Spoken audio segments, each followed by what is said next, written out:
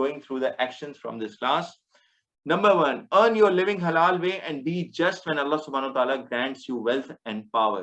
Practicing religion and living a balanced life, which is including this world and consideration of the hereafter, leads to ultimate success. We saw multiple chiefs who opposed the religion, they became arrogant.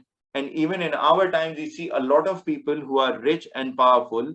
They are so much obsessed with their power and their wealth that they don't want any threat to it and they don't want to let it go away. And they are so much focused on the worldly elements that they see anyone preaching religion, anyone preaching justice, equality, or giving wealth to others, to poor people to help them, they see it as a threat to their wealth and power.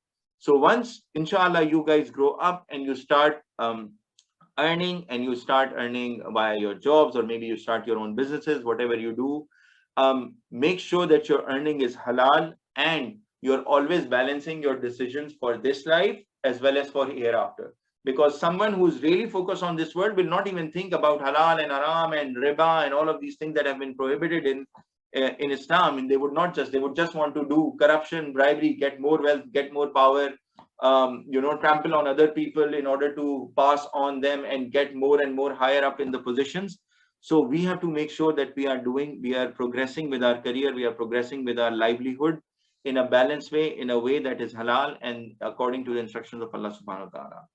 And then the one action that we took is also we have to be careful and don't judge a book by its cover, or don't judge people by their circumstances based on this world.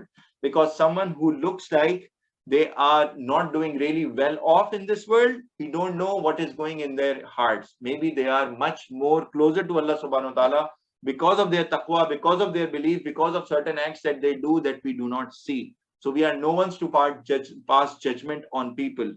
What we can do is, yes, we can have our judgment on the actions of people, and we can say this is a good action or this is a bad action, but we cannot judge on people. That judgment will happen from Allah subhanahu wa ta'ala, because that requires complete knowledge of what you see and knowledge of what you don't see, meaning what is inside the hearts of people, and that only Allah subhanahu wa ta'ala possesses. We do not have that.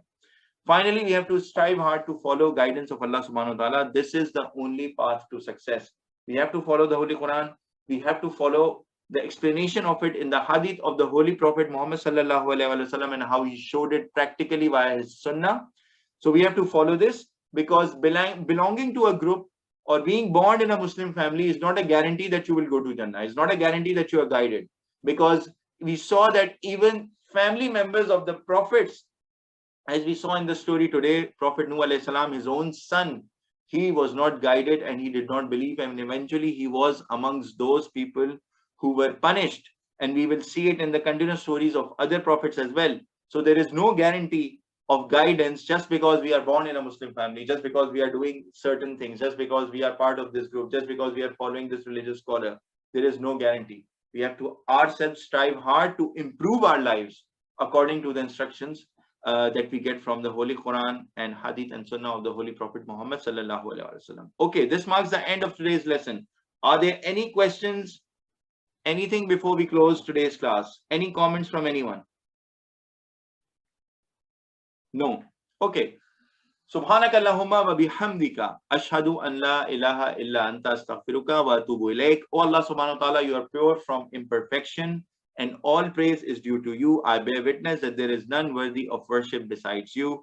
I seek forgiveness from you and return to you with your full obedience. Assalamu alaikum wa rahmatullahi wa barakatuh, my dear brothers. Inshallah, I will see you guys next time, same week, same time next week.